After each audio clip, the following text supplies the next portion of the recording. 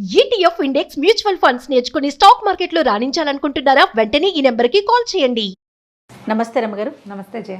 రమ్మగారు, బంధాలు బంధుత్వాలు, బయట వాళ్ళతో స్నేహాలు ఇవి ఎక్కువైపోయి, అంటే మొహం కూడా తెలీదు, ముక్కు మొహం తెలియని వాళ్ళతో స్నేహాలు ఎక్కడికెక్కడికో వెళ్ళిపోతున్నారు. కానీ కొలీగ్స్తో కూడా ఎంతవరకు ఎక్కడ పరిమితి ఉండాలి, ఎక్కడ పరిమితి ఉండకూడదు అనే విచక్షణ కూడా లేకుండా అయిపోతున్నామండి ఇవాళ రేపు. కజిన్స్తో కానీ, అక్కా చెల్లెళ్ళ పిల్లలతో కానీ, తోడుకోడళ్ళు, వదిన మరదలు ఇలాంటి వాళ్ళతో రిలేషన్స్ కంటిన్యూ చెయ్యం. రెగ్యులర్గా టచ్లో కూడా ఉండరండి చాలామంది. కానీ నేను ఇంతకుముందు చెప్పినట్లుగా ఎక్కడికెక్కడికో స్నేహాలు రమ్మగారు. ఫేస్బుక్ అవి శాశ్వతమని భావించలేకపోతున్నారు. ఇవే శాశ్వతమని వీటి చుట్టే పరుగులు పెడుతున్నారు కదా రమ్మగారు. కొత్త కొత్త పద్ధతులు, కొత్త కొత్త ఆలోచనప్పుడు మన ఫ్యామిలీ వాళ్ళతో మనం మాట్లాడుతూ ఉంటే మన పద్ధతులు, ఆచారాలు, విషయాలు అన్నీ మనకు తెలుస్తూ ఉంటాయి. బయట వాళ్ళతో మాట్లాడితే మాట్లాడాలి, ఉండాలి, కానీ అది ఎక్కడికో పోతుంది కదా. కదా రమ్మగారు, ఎట్లా స్ట్రాంగ్ చేసుకోవాలండి బంధాలు బంధుత్వాలు? ముందు మాట్లాడాలి జయ, మాట్లాడాలి, శుభకార్యాలకి కలవాలి. ఎప్పుడు కూడా మనం ఒకళ్ళతోటి బాంధవ్యాన్ని బలపరుచుకోవాలి.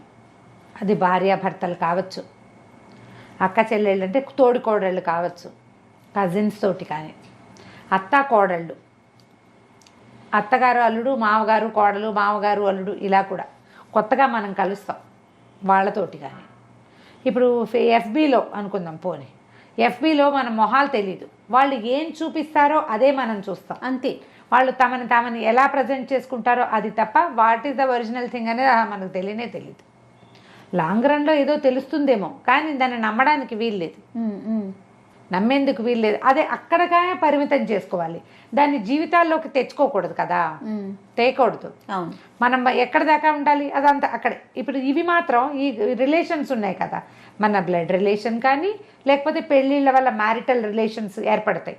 ఇవి కానీ మనం ఏం చేయాలి, వీటిని బలపరుచుకోవాలి. ఎప్పుడు కూడా అవతల వాళ్ళ మాట వినాలి, మన మాట వినిపించాలి. మొదట వినడం నేర్చుకోవాలి. ఏదైనా ఒక విషయం, ఏదైనా ఒక పని, దాని మీద ఆర్గ్యుమెంట్స్ అనవసరం కదా. వాళ్ళు ఏదో చెప్తారు, అది సజావుగా ఉందో లేదో ఆలోచించి బాగుండకపోతే ఇలా కాదని నువ్వు మాట్లాడితే, అంతేగాని మీకేం తెలీదు, మీ ఊరు వాళ్ళకి తెలీదు, మీ జిల్లా వాళ్ళంతా ఇంతే అన్న మాటలు మాట్లాడిస్తారు. జిల్లాలో ఏముంటుంది, అదే అవును, ఏముండదు. అవును. తర్వాత అప్రిసియేషన్, మెచ్చుకోవటం. మీరు చక్కగా చేశారు, చాలా బాగా చేస్తారు మీరు, మళ్ళీ మీ జిల్లాకి వెళ్ళక్కర్లా, మీరే మనుషులు. మెప్పు, సలహా తీసుకుంటే థ్యాంక్స్ చెప్పటం, అప్రిసియేషన్ ఎంత అవసరమో థ్యాంక్స్ గివింగ్ కూడా అంతే అవసరం. ఈ గివింగ్ అంటే అమెరికన్ స్టైల్లో ఏదో వస్తువులు ఇవ్వక్కర్లేదు, చాలా థ్యాంక్స్, నువ్వు చక్కగా పనిచేసావు, నువ్వు ఎంతో బాగా చేసావు, అభినందించటము. తర్వాత ఏమో మెచ్చుకోవటమే కాకుండా, నీ వల్ల నాకు ఈ పని వనుగూడింది, నువ్వు సరిగ్గా చెప్పావు, నువ్వు బాగా చెప్పావు, నువ్వు ఉండటం వల్లే నేను ఇది చేయగలిగాను అని వాళ్ళకి ఒక మెచ్చుకోలు, కృతజ్ఞతాపూర్వకంగా మాట్లాడడం. బంధాల్లో ఇది చాలా అవసరం. భార్యాభర్తలు కూడా థ్యాంక్స్లు, సారీలు చెప్పుకోవాల్సిందే. ప్లీజ్, థ్యాంక్స్, సారీ, ఈ మూడు ఎంత అవసరమో. అవునండి, థ్యాంక్స్ తరచుగా చెప్పాలి, సారీ చెప్పే అవకాశాలు తీసుకోవద్దు. చెప్పాల్సి వస్తుంది కానీ సారీ చెప్పే పరిస్థితులు రానివ్వద్దు. ఒకళ్ళు నిన్ను ప్లీజ్ అని అడిగేంత మొండికెత్తద్దు. కానీ ఈ మూడు పదాలు మన జీవితాల్లో ఉండాలి. ఇవి మూడు వాడగలిగేవాడు, విస్తారంగా వాడేవాడు లేదా సందర్భానుసారం వాడేవాళ్ళ బంధాలు ఎప్పుడు బాగుంటాయి. నువ్వు ప్లీజ్ అని బతిమలాడవు, నాకు చేసి పెట్టవా అని అడగవు, నీకెవడూ చేయడు. ప్లీజ్ ప్లీజ్ అని అడిగించుకున్నా చెయ్యవు నువ్వు, నీ దగ్గరికి ఎవడూ రాడు. ఎప్పుడు సారీయే ఎక్స్పెక్ట్ చేస్తావు, కానీ నువ్వు సారీ చెప్పవు, అప్పుడు లాభం లేదు. నువ్వు థ్యాంక్స్ చెప్తావు, ఎప్పుడు నీకు అవకాశం ఉంటుంది ప్రతి చోట. అన్నిటికీ కాదు, అన్నం పెడితే థ్యాంక్స్, మంచినీళ్ళు ఇస్తే థ్యాంక్స్ కాదు, అన్నం పెట్టడం, మంచినీళ్ళు ఇవ్వడం, మామూలు సాధారణ క్రియలు కాకుండా ఏదైనా మంచిది, ఉపయోగపడేది, అవసరమైన సమయంలో చేసిన సహాయం, అప్పుడు థ్యాంక్స్ చెప్తే అది మనసు నిండుగా ఉంటుంది. వీటి వల్ల బాంధవ్యాలు బలపడతాయి. టేకెన్ గ్రాంటెడ్గా అవతల వాళ్ళతో చాకరీలు చేయించేసుకుని ఇన్ రిటర్న్ ఏమీ చేయకుండా, థ్యాంక్స్ అయినా చెప్పకుండా చేస్తే ఇంకా మీకు బాంధవ్యాన్ని నిలబడదు. ఫార్మాలిటీగా thank you madam, thank you madam, thank you madam అంటుంటారు. ఎంత ఫార్మాలిటీయో, లోపల ఏం లేదు, డొల్లా. ఎందుకని థ్యాంక్స్? నువ్వు నిలబడాల్సినప్పుడు నిలబడవు, ఎందుకు నీ థ్యాంక్స్ వేస్ట్గా కదా, దండగా, పర్వదండగా. ఇది చేయకూడదు. తర్వాత ఆనెస్ట్గా మాట్లాడడము. బంధాలలో నిజాయితీ చాలా అవసరం, ట్రాన్స్పరెన్సీ చాలా అవసరం. ఏదో ఒక జరిగింది, నువ్వు చేసావని వాళ్ళు అనుకున్నారు, నువ్వు చేసావని చెప్పడానికి, సాక్ష్యం చెప్పడానికి ఇంకొక బంధువు రెడీగా ఉన్నాడు. నువ్వు ఏ సందర్భంలో అలా చేయవలసి వచ్చిందో నీ అంతటా నువ్వే చెప్తే, వేరే వాళ్ళకి కాదు, ఎవరైతే నీ మీద అనుమానం పడుతున్నారో వాళ్ళకి నువ్వు ఓపెన్గా ఇలా జరిగింది, అనుకోకుండా ఆ సమయానికి అలా జరిగిపోయింది అని నువ్వే చెప్పేస్తే మీ బాంధవ్యం పాడు కాదు. నువ్వు చెప్పడానికి సిగ్గుపడి, అవమానపడి, మొహమాటపడి చెప్పకపోయినా, వీళ్ళు అడగకపోయినా ఇంకా బాంధవ్యం నిలబడదు. ఎప్పుడు ఆ అనుమానం అలాగే ఉంటుంది. ఇప్పుడు అక్క చెల్లెళ్ళు, అన్నదమ్ములు అనుకోజయ, ఎంత కోపాలు వచ్చినా 95%, పోనీ 90%, ఎంత కోపాలు వచ్చినా తమ్ముడికి ఒక కష్టం వచ్చిందంటేనో, అక్కకు ఒక అనారోగ్యం వచ్చిందంటే కదిలిపోతాం మనం. రక్తం అట్లా కోపాన్ని మర్చిపోతాం. వాళ్ళకి ఏదైనా వస్తే ఆపుకోలేకపోతాం, దుఃఖం, కష్టం, పరిగెత్తేస్తాం అక్కడికి. ఎందుకుంటుంది రమ్మగారు? ఓన్లీ రక్తస్పర్శం అంతే కదా. రక్తం మన మేనమావులన్నా, మన బాబాయిలన్నా, మన ఓన్ పీపుల్, మన వాళ్ళు అన్న భావన ఉంటుంది చూసావా, రక్తం అట్లా పిలుస్తుంది. మిగిలిన చోట్ల రక్తస్పర్శ పనిచేయదు. బాధపడతాం, వదిలేస్తాం, ఏదో చేయగలిగిన సాయం చేస్తాం. ఇంకా వాళ్ళు మండి ఆ చేసిన దానికి, ఎవరు చేసిన వాడికి చేసినంత చేసుకున్నంత మహాదేవా అని ఒక సామెత కూడా వదులుతాం. మన వాళ్ళ దగ్గరకు వచ్చేసరికల్లా మనకి లోపల పీకుతూ ఉంటుంది. స్పౌజ్ ఒప్పుకోరనుకో, మన భార్య భర్త తిట్టిపోసినా సరే మనకు వెంపర్లాటగా ఉంటుంది, లాగుతూ ఉంటుంది మనం. అవునండి కదా. అయితే ఇది 90% ఉంటుంది. ఇప్పుడు దానికి కూడా కదలని కటిక దుర్మార్గులు కొంతమంది ఉంటారు. చెల్లెళ్ళని చెడగొట్టుకుంటారు, అన్నదమ్ములతో చెడదొబ్బేస్తారు. ఎందుకు చెడగొట్టుకుంటారో వాళ్ళకే తెలీదు. అక్కడేం విషయం ఉండదు, చిన్న మ్యాటరు, సర్దుకుంటే సరిపోయేదాన్ని. సర్దుకోరండి, సేమిరా సర్దుకోరు. వీళ్ళు మళ్ళీ పోట్లాడి, కొట్టి చంపి, తిట్టిపోసేటువంటి భర్తలతో, భార్యలతో సర్దుకుంటారు. అక్క చెల్లెళ్ళ, అన్నదమ్ముల దగ్గర మొండికెత్తుతారు. ఎందుకు మొండికెత్తారో తెలియదు. అవునండి. పిల్లల విషయాలు వచ్చేసరికి అస్సలు వదిలిపెట్టరు రమ్మగారు. నేను అబ్జర్వ్ చేసినంత వరకు వాళ్ళకి గొడవలు ఉంటే అది ఒక విషయం, వీళ్ళ పిల్లలు వాళ్ళ పిల్లలకు సంబంధించిన విషయం అనుకోండి, ఇంకా కొట్లాట, ససేమిరా కడుగు ముందుకు వెయ్యరు. ఆడపిల్లలు మేనత్తలు కూడా అట్లాగే. తమ పిల్లలైతే ఒక రకం, అన్నయ్య పిల్లలైతే ఒక రకం. అదే కష్టం వీళ్ళకి ఉంటుందని ఒప్పుకోరు, ఆలోచించరు. వాళ్ళంతా ఒకటైపోతారు, వీళ్ళని వదిలేస్తారు, అట్లా చేస్తూనే ఉంటారు. కానీ ఇది శాశ్వతమైన జీవితం కాదు, లోకం శాశ్వతమైంది కాదు.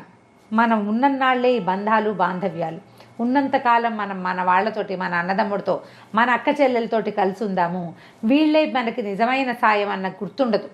మనం ఉంటేనే కదా రేపు మన పిల్లలు ఉండేది. ఇప్పుడు మన పిల్లలకి, ఇప్పుడు మనం అక్క చెల్లెలతో, అన్నదమ్ములతో చెడగొట్టేసుకున్నాం, రేపొద్దున ఏదైనా మనకి తేడా వస్తే మన పిల్లలకి దిక్కెవరు అని ఆలోచించుకోవాలి కదా.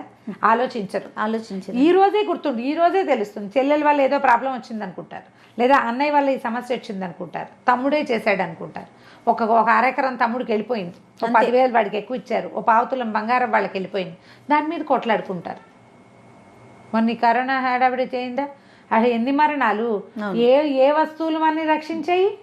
ఏమీ లేదు. అవునండి, ఏం లేదు. ఈ బాంధవ్యాన్ని సరి చేసుకోవాలంటే ఆనెస్టీ చాలా ముఖ్యం. మొహం ఎదురుగుండా మాట్లాడుకుంటే, కొట్లాటైనా పోట్లాడద్దు. నువ్వు అప్పుడు చేసావు, ఇప్పుడు చేసావు, చిన్నప్పుడు నాకు చాక్లెట్ ఇవ్వలేదు, లాంటివి కాదు. ఏ సిచ్యువేషన్ వల్ల మనం ఇవాళ గొడవ పడతామో దాని గురించి మాత్రమే మాట్లాడాలి. ఇక్కడ ఏమవుతుందంటే అన్న చెల్లి మాట్లాడుకోవడానికి కూర్చున్నారనుకో, మధ్యలో వాళ్ళ భర్త వీళ్ళ భార్య చేస్తారు, వాళ్ళు అప్పుడెప్పుడో వీళ్ళెప్పుడెప్పుడో అని అసలు విషయాన్ని పలచన చేసేసి అక్కర్లేని విషయాలు మాట్లాడతారు. ఆవేశాలు పెరుగుతాయి, మళ్ళీ బాంధవ్యం చెడిపోతుంది. అది ఇంకో పెద్ద సమస్య అవుతుంది, ఇంకా పెద్ద సమస్య అవుతుంది. ఈ ట్రాన్స్పరెన్సీ, ఆనెస్టీ, ఇవి రెండు చాలా ఉపయోగపడతాయి బాంధవ్యాలు సరి చేసుకోవటంలో. కూర్చొని మాట్లాడుకోవటం, ఒక మంచి రోజున ఏదైనా చక్కగా హ్యాపీ బర్త్డే చెప్పటమో, హ్యాపీ మ్యారేజ్ డే కలవటము, తర్వాత విష్ చేయటము. రైట్. అప్పుడప్పుడు ఎలా ఉన్నావు, ఏమిటి పరిస్థితులు, ఇక్కడ బాగోలేదు, ఏదో అక్కడ ఏదో ప్రమాదం అయింది, ఓ ఫోన్ చేసి మీ ఊళ్ళలో ఏంటి ఇట్లా ఉంది, ఎలా ఉన్నారు మీరు, ఓకేనా అని కనుక్కోవటం. నీకు మనసు లోపల ఉండాలి అది. అంతే. నువ్వు ఇంత మాత్రం చేస్తే మనం బాంధవ్యాలను చెడిపోకుండా ఉంచగలుగుతాం. దీంతోపాటు తోడుకోడలు, కో సిస్టర్స్, ఇప్పుడు భార్యాభర్త ఇద్దరు ఎక్కడే వాళ్ళు, వీళ్ళు ఇంకో భార్యాభర్త, వీళ్ళిద్దరూ అన్నదమ్ములో లేదా వాళ్ళిద్దరూ అక్క చెల్లెళ్ళు అనుకుందాం, తోడుకోడళ్ళు తోడల్లుళ్ళు కూడా. మనము భగవంతుడు మనకి ఏంటంటే ప్రపంచము మనని ఒక చోటకి చేర్చింది. ఓ ఇద్దరు ఒకే కడుపును పుట్టిన వాళ్ళిద్దరూ మనకు భార్యలో భర్తలో అయ్యారు. వాళ్ళని సంతోషంగా ఉంచాలంటే మనం వీళ్ళతో కలిసి ఉండాలి. తోడల్లుళ్ళు పోట్లాడికి చచ్చేది ఉంటుంది, తోడుకోడళ్ళకి పడకపోవటము ఉంటుంది. దానివల్ల ఏమవుతారు, మన స్పౌజ్ ఎవరైతే ఉన్నారో భార్యో భర్తో వాళ్ళు తమ తోబుట్టువుల నుంచి డిప్రైవ్ అయిపోతారు. ఎప్పుడు దుఃఖపడతారు, కష్టపెట్టుకుంటారు లోపల. నువ్వు ఏం సంతోషపెట్టినట్టు స్పౌస్ని, వాళ్ళకేం సంతోషం ఇచ్చావు? అయిన వాళ్ళని దూరం చేసేసి ఏమిటో డబ్బుల కోసమో వస్తువుల కోసమో ఏదైనా మాట పట్టింపు కోసమో మర్యాదతో లోపం వచ్చిందనో ఇలా ఎన్ని కథలు కనపడతాయో అడుగు అడుగున. అక్కడి నుంచి వదిన ఆడపడుచులు, కొత్తగా పెళ్లి చేసుకున్న పిల్లలకి పనులు రాకపోవచ్చు, మీ పద్ధతులు తెలియపోవచ్చు, వాళ్ళది వేరే విధానం కావచ్చు. ఆ అమ్మాయిని కలుపుకుంటూ ఉంటే సరిపోతుంది. ఒకవేళ ఆడపడుచు తెలియక ఏదైనా ఒక మాట మాట్లాడితే వదినే సర్దుకుంటే సరిపోతుంది. సర్దుకోరు వాళ్ళు సర్దుకోరు, వీళ్ళు ఊరుకోరు. దీనివల్ల అమ్మాయి ఏమో అన్నదమ్ముడిని కోల్పోతుంది, ఈ అమ్మాయి భర్త అక్క చెల్లెల్ని కోల్పోతాడు. దానికి కారణం ఈ అమ్మాయే అవుతుంది. అవునవును. ఓపెన్గా ఉండండి. మీరు ఫ్రెండ్స్తో ఎలా ఉంటారు, కొలీగ్స్ తోటి ఎట్లా ఉంటారు, ఎలా ఉంటే నీ ఆఫీస్ వాతావరణం బాగుంటుంది. ఏదైనా తేడా వస్తే మాట్లాడుకుని మళ్ళీ అన్నీ సెట్ చేస్తారు కదా. బాంధవ్యాలని కూడా అలాగే ప్రోగ్రామ్ మేనేజ్మెంట్ లాగా కనుక చేస్తే, ఒక ఈవెంట్ మేనేజ్మెంట్ ఎలా చేస్తాం, ఒకడు పువ్వులు తేవాలి, ఇంకొకటి ఆకులు తేవాలి, కట్టేవాడు ఒకడు, ఎట్లా లైన్గా చేస్తాం. అవును. అప్పుడు ప్రాపర్గా ఈవెంట్ అవుతుందా? అలాగే సంసారం కూడా. దీనికి ప్రయత్నం చేయాలి. ఎక్కడో ఒక చోట మొదలుపెట్టి నేను ఎందుకు చేయాలి అనుకోవద్దు. ఎస్, మీరు ఇది విని మీకు ఇది నచ్చితే అవతల వాళ్ళు చెయ్యూపడం కోసం చూడొద్దు. మీరే స్టార్ట్. నేను చేశానండి అయినా వాళ్ళు చేయలేదండి అనుకోవద్దు. చేస్తూ ఉండండి. ఓపెన్గా మీరేం చేస్తున్నారో మీ స్పౌస్కి తెలియచేయండి. మీరు ముగ్గురు అక్క చెల్లెళ్ళు ఉంటే మీ ఇందులో ఇద్దరికి తగాదా ఉంటే మూడో వాళ్ళకి చెప్పండి. వాళ్ళు పై వాళ్ళని సెట్ చేస్తారు, మీ ఉద్దేశం ఇది అని చెప్పి. వదిన ఆడపడుచులతోటి, అత్తగారులతోటి, తోడుకోడళ్లతోటి, చుట్టాలు, మన కజిన్స్, మన పెదనాన్న పిల్లలు, పిన్నాన్న పిల్లలు, మామయ్యల పిల్లలు, పేనత్తల పిల్లలు, వీళ్ళతోటి కూడా అంతే.